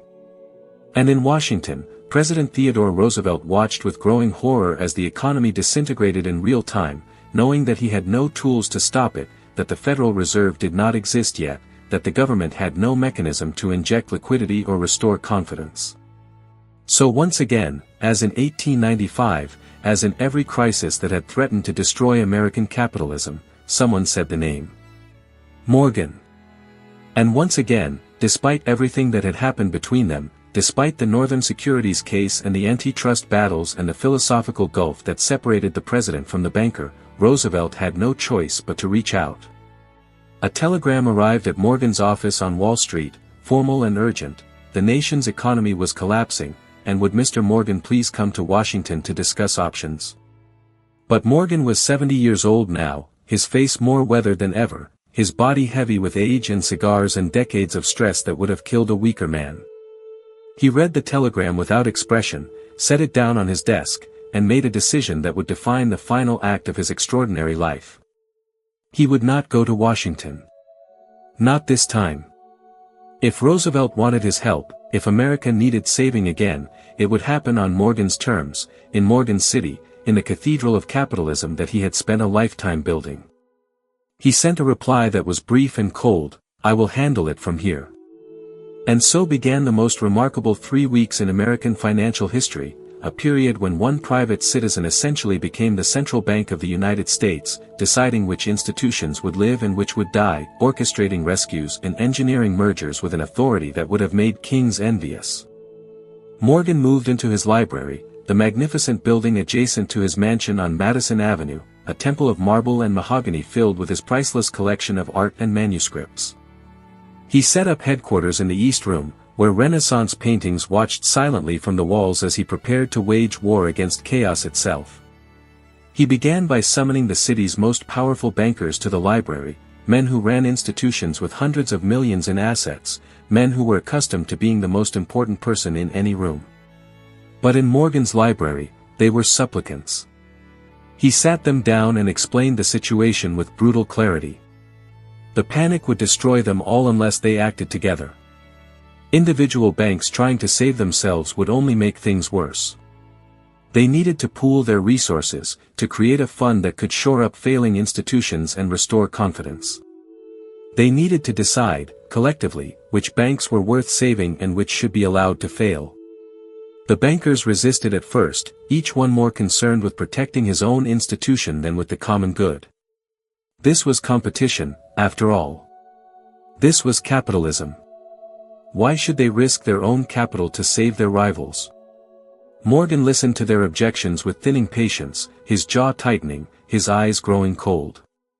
And then, at a moment when the arguments threatened to spiral into chaos, he stood up.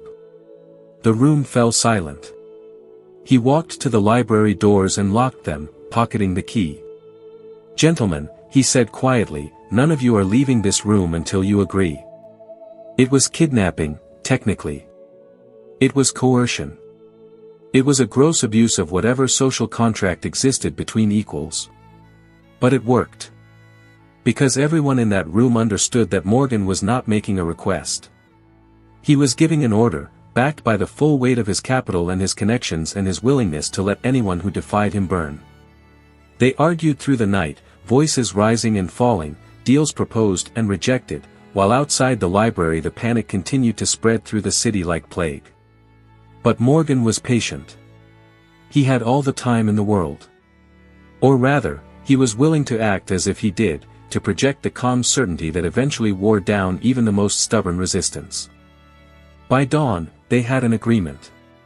$25 million, pooled from the major banks, to be deployed as Morgan saw fit to shore up failing institutions. It was not enough, not nearly enough to stop the panic entirely, but it was a start. It was a signal to the market that someone was in control, that there was a plan, that the system was not going to collapse without a fight. Morgan unlocked the doors and let the exhausted bankers stumble out into the morning light, blinking like prisoners released from a cell. But the work was just beginning. Every day brought new crises, new banks on the verge of failure, new decisions that had to be made instantly with incomplete information and consequences that could ripple through the entire economy. Morgan set up a rotation of trusted lieutenants who brought him reports hourly, updating him on which institutions were in trouble and how much capital they needed. He made his decisions quickly, almost instinctively, as if some internal calculator was running probabilities faster than conscious thought could follow. This bank gets $5 million. That one gets nothing, let it fail. This trust company merges with that one. These stockholders lose everything. Those depositors are made whole. The days blurred together, 72 hours of almost no sleep, of cigars chain-smoked until the library air turned blue and thick, of coffee brought in by servants who moved like ghosts through rooms filled with men making decisions that affected millions of lives. Morgan barely left the building, conducting all business from his marble sanctuary while outside the city trembled. Messengers ran constantly between the library and Wall Street, carrying orders and updates, their footsteps echoing through streets that had grown eerily quiet as commerce ground to a halt. On the fourth day, a new crisis emerged that threatened to overwhelm even Morgan's resources. The Trust Company of America, one of the largest remaining trust companies, was hours away from collapse. Its failure would trigger a cascade that Morgan's $25 million fund could not possibly contain. The panic would become a catastrophe, banks failing by the dozens, the entire financial system disintegrating into chaos that might take years or decades to rebuild. Someone needed to guarantee the trust company's deposits immediately, needed to inject capital so massive that confidence would be restored. But who had that kind of money? Who had the credibility to make such a guarantee and have it believed? Morgan made a telephone call to Washington, to the Treasury Secretary, a man named George Cortelyou. The conversation was brief and entirely one-sided. Morgan needed the federal government to deposit $25 million in New York banks immediately, money that could be used to support the Trust Company of America. It was not a request. It was not a negotiation. It was Morgan informing the Treasury Secretary what was going to happen, and the only question was whether the government would cooperate or watch the country burn. Cortelyou, to his credit, did not waste time with objections or bureaucratic procedures. He understood that in this moment, the government existed at Morgan's sufferance. The deposit was made within hours. But even that was not enough. The stock exchange itself was running out of liquidity, brokers unable to close their daily transactions because there was no cash to settle accounts. If the exchange closed, even for a day, the panic would reach a point of no return. Investors would assume the entire system had collapsed, and their assumptions would become self-fulfilling prophecy. At 3 o'clock on the afternoon of October 24th, with the closing bell less than 2 hours away, the president of the stock exchange came to Morgan's library personally, ashen-faced and desperate. He needed $25 million in the next hour or the exchange would have to suspend operations. Morgan was playing solitaire when the man arrived, an odd detail that witnesses would remember, the most powerful banker in the world calmly turning cards while the financial system collapsed around him. He listened to the exchange president's plea without looking up from his game. Then he made another series of telephone calls, assembling the same bankers he had locked in the library days earlier, calling in favors, making promises, exerting the full force of his authority and reputation. Within 45 minutes, he had assembled the necessary funds. The money was delivered to the stock exchange with minutes to spare, the closing bell rang on schedule, and the brokers who had been preparing for apocalypse instead went home to dinner, shaking their heads at how close they had come to the edge. News of Morgan's intervention spread through the city with a strange mixture of relief and unease. He had saved them again. He had stood between America and financial collapse and held the line through sheer force of will and bottomless capital. But the questions that had haunted the country since 1895 returned with renewed urgency. What did it mean that one man could do what entire governments could not? What did it mean that democracy's survival depended on the good graces of an unelected banker who could just as easily have let everything burn? Was this still a republic, or had it become something else, some strange hybrid where elected officials held titles but real power resided in marble libraries behind locked doors? Theodore Roosevelt grappled with these questions from Washington, watching Morgan's performance with emotions he could barely articulate even to himself. He was grateful, certainly. The country had been saved, jobs preserved, catastrophe averted. But he was also humiliated, forced to admit that despite all his trust-busting and progressive rhetoric, when crisis came he was as powerless as Cleveland had been 12 years earlier. And he was frightened by how easily one man had stepped into the vacuum where government should have been, how naturally Morgan had assumed the role of national savior without asking permission or acknowledging any authority beyond his own judgment. But the crisis was not over yet. One final challenge remained, and it would force Morgan to make a choice that would haunt his legacy forever. Tennessee Coal and Iron Company, a major steel producer in the South, was on the verge of bankruptcy. Its failure would bring down several brokerage houses that held its stock as collateral, potentially reigniting the panic just as Morgan had brought it under control. The solution was obvious to everyone involved. U.S. Steel, Morgan's billion-dollar corporation, should purchase Tennessee Coal and Iron, absorbing it and stabilizing the situation. It was exactly the kind of consolidation that Morgan had built his empire on, turning crisis into opportunity, transforming chaos into order and profit. But there was a problem. Tennessee Coal and Iron was U.S. Steel's largest remaining competitor in the South. Purchasing it would give U.S. Steel near-total monopoly over American steel production, a consolidation so blatant that even Roosevelt's Justice Department, weakened as it was, might be forced to act. The Sherman Antitrust Act was still law, however toothless it had proven. The Northern Securities decision was still on the books. If Morgan went ahead with the purchase without government approval, he risked prosecution, years of legal battles, possibly even criminal charges. So Morgan did something unprecedented. He asked for permission. On the morning of November 4th, he sent two of his most trusted partners, Elbert Gary and Henry Clay Frick, to Washington on an early train. They went directly to the White House, where Roosevelt was still at breakfast, and laid out the situation. Tennessee Coal and Iron needed to be purchased immediately to prevent its failure from rekindling the panic. U.S. Steel was willing to make the purchase, but only if the president would guarantee that the government would not prosecute the acquisition as an antitrust violation.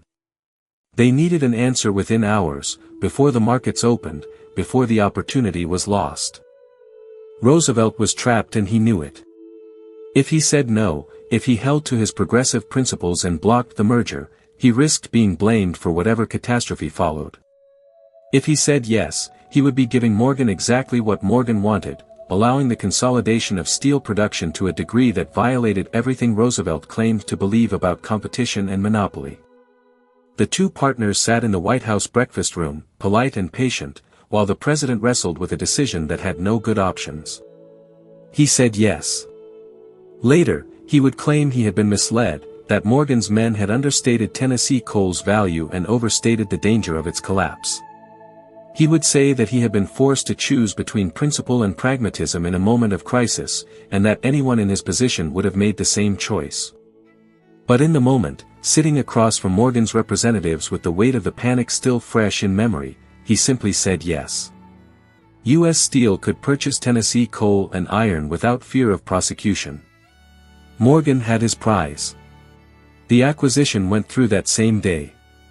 U.S. Steel absorbed its last major competitor, and the threat to the brokerage houses evaporated.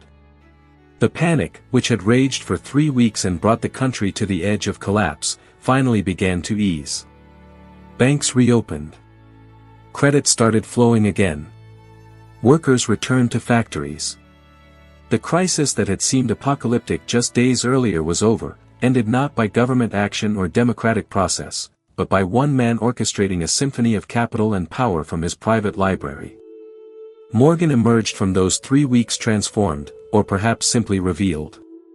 He had always been powerful, but now that power was undeniable, visible, impossible to ignore or rationalize away. He had proven beyond any doubt that he was more essential to America's survival than its president, more powerful than its Congress, more influential than its Supreme Court. He had become, in effect, the fourth branch of government, unelected and unaccountable, answerable to no constitution except the iron laws of capital. The aftermath of the panic of 1907 settled over America like ash after a fire, soft and gray and impossible to wash away. The economy recovered, slowly and unevenly, but the psychological wound remained. People went back to work, banks reopened their doors, the stock exchange resumed its daily rituals of buying and selling. But something fundamental had shifted in the national consciousness, a recognition that could not be unlearned or forgotten. The country had looked into the abyss and seen not the face of God or the hand of fate, but the cold, calculating eyes of J.P. Morgan staring back. He returned to his routines as if nothing extraordinary had happened. His office on Wall Street welcomed him back with its familiar dark paneling and ancestral portraits. His art collection awaited his attention, new acquisitions arriving weekly from European dealers who knew his tastes and his unlimited budget. But the world outside treated him differently now. When he walked down Wall Street, crowds parted not just out of respect but out of something closer to awe, the kind reserved for forces of nature rather than men. Children pointed at him from their mothers' arms. Businessmen removed their hats and stood silent as he passed. He had become more myth than man, a living embodiment of capital itself. The financial community hailed him as a hero, naturally. Dinners were held in his honor, speeches given praising his wisdom and courage. The bankers he had locked in his library, the men he had bullied and threatened and bent to his will, now spoke of those nights as if they had been participants in something sacred rather than hostages to one man's authority. They gave him medals and honorary degrees and portraits painted by the finest artists. They competed to have him at their tables, to claim some connection to the man who had saved them all. Morgan accepted these tributes with the same expressionless face he brought to everything, neither pleased nor dismissive, simply acknowledging what he had always known to be true, that he was necessary, that the system could not function without him, that his power was not arrogance but fact. But outside the financial district, the reaction was more complicated. Progressive reformers who had spent years arguing for regulation and oversight of big business found themselves in an impossible position. Morgan had just proven their entire thesis correct by demonstrating that private capital was more powerful than democratic government. Yet he had also saved the country, preventing a collapse that would have devastated millions of ordinary Americans. How do you condemn someone for being too powerful when that power was the only thing standing between civilization and chaos? The debate raged in newspapers and magazines, in congressional hearings and university lecture halls. Some argued that Morgan's rescue proved the superiority of private enterprise over government bureaucracy, that men of vision and capital would always be more effective than politicians and regulations. Others argued the opposite, that the panic proved how dangerous it was to have so much power concentrated in private hands, that a system requiring one man's intervention to survive was a system on the verge of tyranny. Both sides marshaled facts and logic and moral authority. Both sides were, in their way, correct. And that was perhaps the most disturbing realization of all. Theodore Roosevelt, watching from the White House, understood that something had to change. Not immediately, perhaps not even during his presidency, but eventually. The country could not continue to depend on J.P. Morgan or anyone like him to rescue it from crises. There needed to be a mechanism, a public institution with the authority and resources to stabilize the financial system without requiring the intervention of private bankers. It would take years to build the political coalition necessary for such a radical change, years to overcome the banking industry's resistance, years to convince Congress and the public that creating a central bank was not un-American but essential. But the seeds were planted in those autumn weeks of 1907, seeds that would eventually grow into the Federal Reserve. Morgan himself seemed indifferent to these debates. He had done what needed to be done, acted as he always acted, according to his own judgment and in service of what he considered the greater good, which happened to align perfectly with his own interests. If people wanted to argue about whether he was hero or villain, savior or tyrant, that was their concern. He had work to do. Empires to maintain. Art to acquire. Deals to orchestrate. The endless machinery of consolidation that never stopped, never rested, never questioned whether accumulation had any purpose beyond itself. But something was changing in him too, subtle and almost imperceptible, visible only to those who knew him well. His energy was fading. The 70-year-old body that had carried him through 3 weeks of crisis with barely any sleep was sending signals that could no longer be ignored. His heart labored. His digestion betrayed him. His legendary stamina, the ability to work 18-hour days and make decisions that affected millions, was leaking away like water from a cracked vessel. He still presented the same imposing figure, still commanded rooms with his presence, but the effort required was growing greater, and the rewards were growing more elusive. His art collecting became almost manic in his final years, as if he were racing against time to possess everything beautiful the world had to offer before his time ran out. He bought entire collections from European aristocrats selling off family treasures. He acquired manuscripts that dated back to the medieval era, gospels illuminated in gold by monks who had been dust for centuries. He purchased ancient Egyptian artifacts, Roman sculptures, Renaissance paintings by masters whose names were synonymous with genius. His galleries overflowed. His warehouses filled to bursting. And still he bought more, driven by a hunger that no amount of possession could satisfy. In 1912, he agreed to testify before a congressional committee investigating the concentration of financial power in America. The Pujo Committee, as it came to be known, had spent months gathering evidence of interlocking directorates, of the ways in which a small group of New York bankers effectively controlled vast swaths of the American economy. Morgan was the star witness, the man everyone wanted to see, the living symbol of everything the investigation was designed to expose. He arrived at the hearing room in Washington on a December morning, walking slowly but without assistance, his face set in the stern expression that had intimidated presidents and broken competitors. The questioning lasted hours, congressmen pressing him on his control of corporations, his influence over credit, his role in determining which businesses succeeded and which failed. Morgan answered with a combination of candor and evasion, admitting facts that were undeniable while denying that they represented anything improper. Yes, he sat on many corporate boards. Yes, his firm had enormous influence over American finance. But no, he did not control everything. No, he did not abuse his power. No, he did not see himself as a threat to democracy or competition. He was simply a banker, doing what bankers do, allocating capital where it would be most productive. The most famous exchange came when the committee's chief counsel, Samuel Untermyer, pressed Morgan on the nature of commercial credit. "Is not commercial credit based primarily upon money or property?" Untermyer asked. Morgan shook his head. "No sir," he said. "The first thing is character." Untermyer pushed back. "Before money or property?" Morgan was firm. "Before money or anything else. Money cannot buy it." It was a revealing moment, a glimpse into how Morgan actually thought.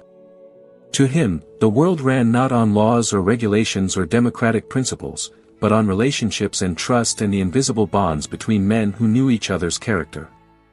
It was an aristocratic view, almost feudal in its assumptions, and it was completely sincere. The committee's final report, issued in 1913, confirmed what everyone already knew. A small group of financial institutions, dominated by Morgan's firm, exercised extraordinary control over American industry and commerce. The report called for reforms, for breaking up the concentration of power, for creating a central bank that would remove the monetary system from private control. But Morgan did not live to see most of these reforms enacted. His health was failing rapidly now, the accumulated weight of 75 years and uncounted cigars and the stress of being the most powerful man in America finally demanding payment. In January 1913, he left for Europe, seeking the warmer climate and the distractions of art collecting. He traveled to Egypt, where he had long been fascinated by the ancient civilization that had understood, perhaps better than any other, how to build monuments that would outlast their builders. He visited the pyramids, those impossible structures raised by slaves at the command of god-kings, and perhaps he saw in them a reflection of his own ambitions, his own desire to build something eternal. But he was tired now, more tired than he had ever been, and the Egyptian sun could not restore what time had taken away. He died in Rome on March 31, 1913, in a suite at the Grand Hotel, surrounded by his collection of art and artifacts that he had been acquiring right up until the end. The official cause was given as heart failure, but really he died of exhaustion, of having burned himself out in service of an empire that would not long survive him. News of his death reached New York by cable, and the stock exchange closed for 2 hours out of respect, perhaps the only genuine tribute it could offer to the man who had saved it so many times. His estate, when finally tallied, was worth less than everyone expected. $68 million, certainly a vast fortune but nowhere near the billions that people had assumed. John D. Rockefeller, upon hearing the figure, reportedly said, "And to think, he wasn't even a rich man." It was a cruel jest but also, in its way, accurate. Because Morgan's power had never been primarily about his personal wealth. It had been about his control over other people's wealth, about his position at the center of a web of finance and industry and government that gave him leverage far exceeding his actual assets.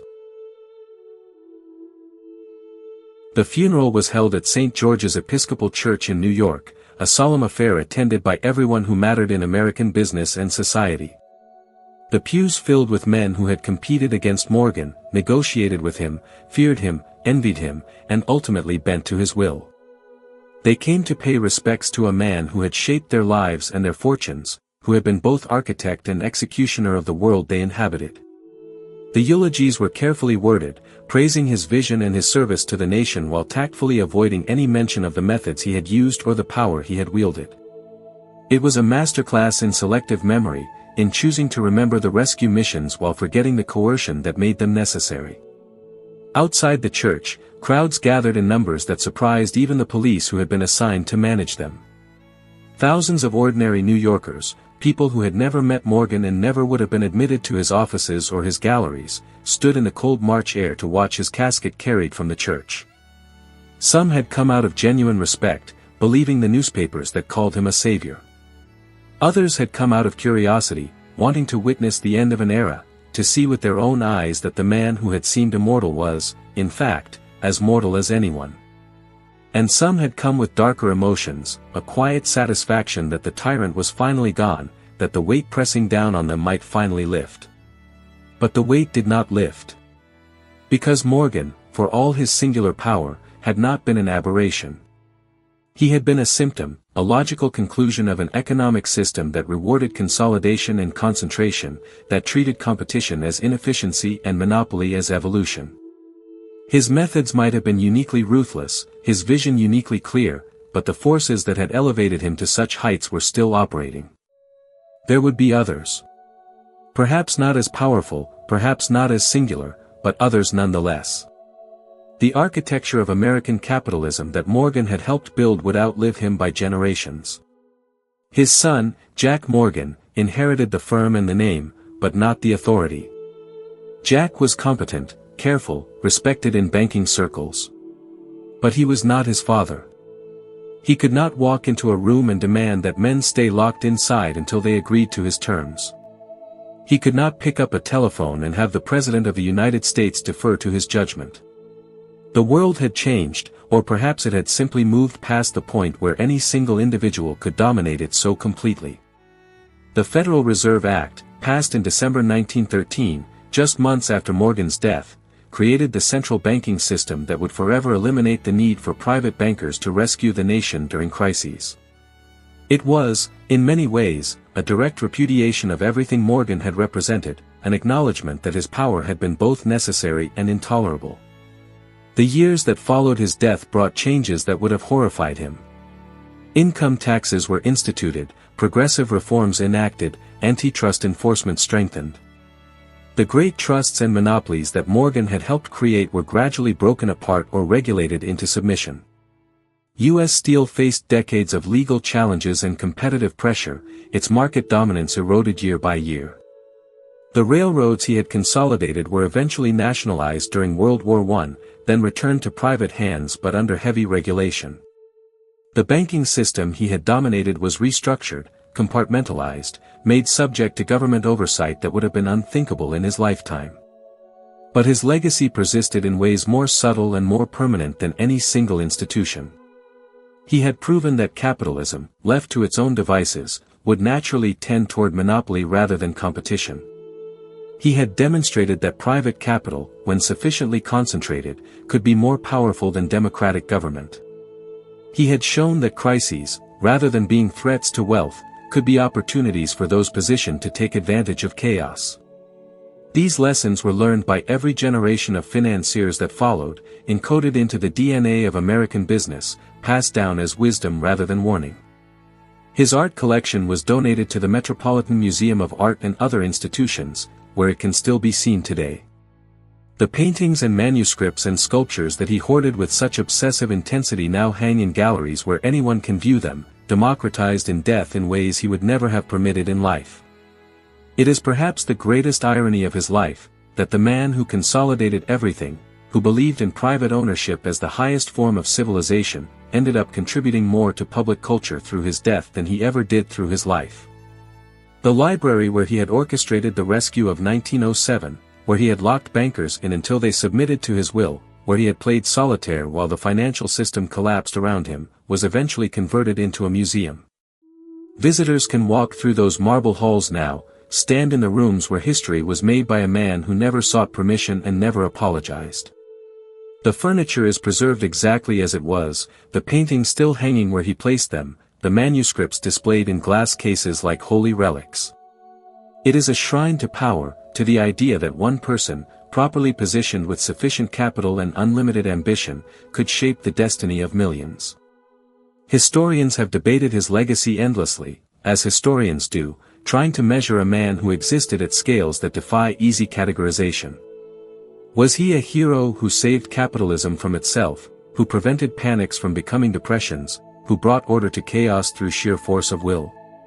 Or was he a villain who concentrated power beyond any democratic control, who built monopolies that strangled competition, who proved that in America, wealth always trumps votes?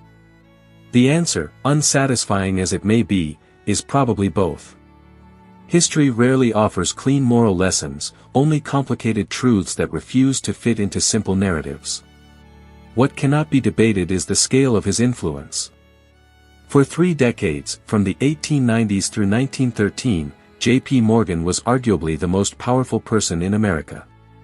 Not arguably the most powerful businessman. Not arguably the most powerful financier. arguably the most powerful person, period. Presidents came to him for help. Congress investigated him but could not control him. The Supreme Court could rule against some of his deals but could not dismantle the empire he had built.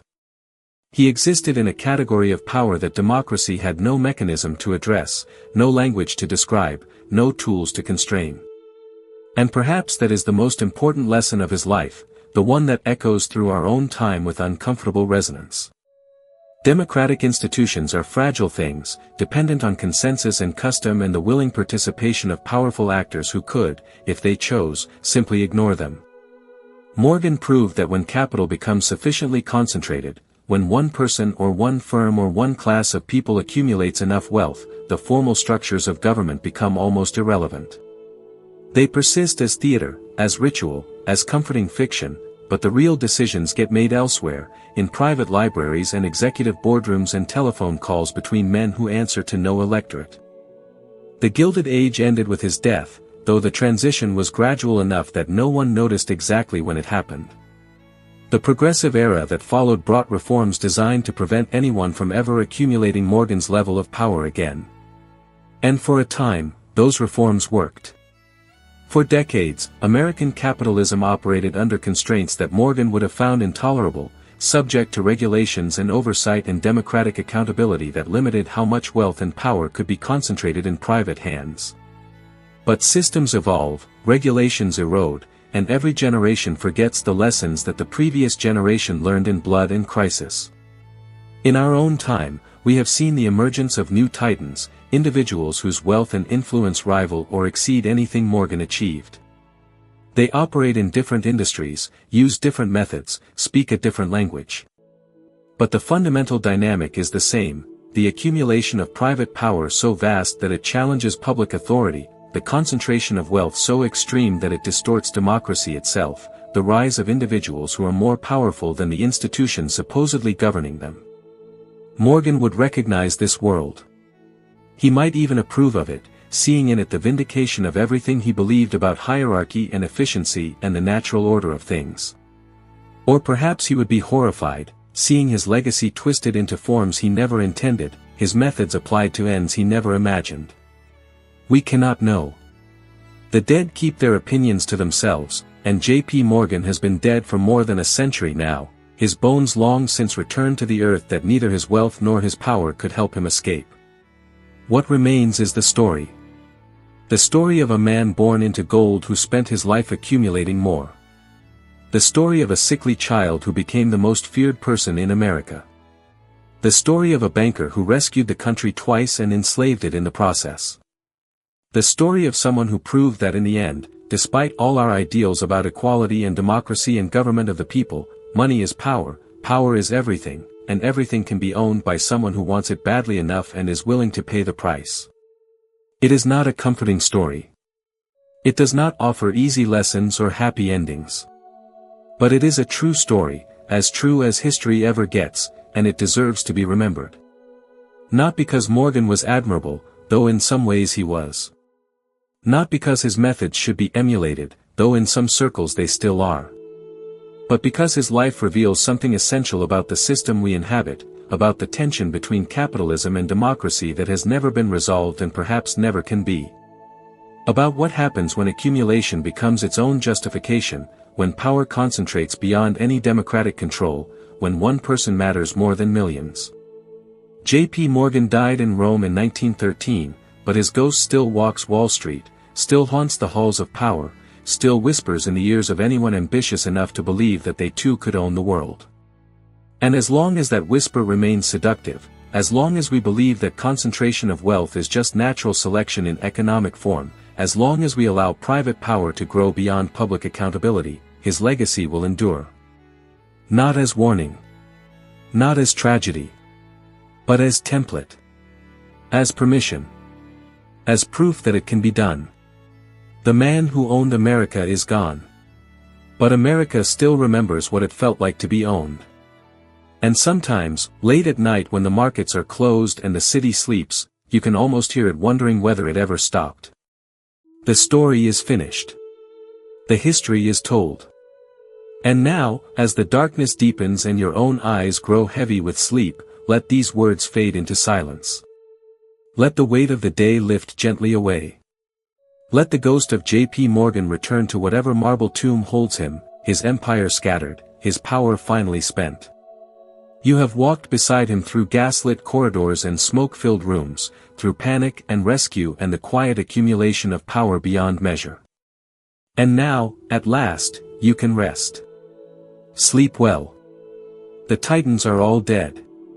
And tomorrow is another world entirely.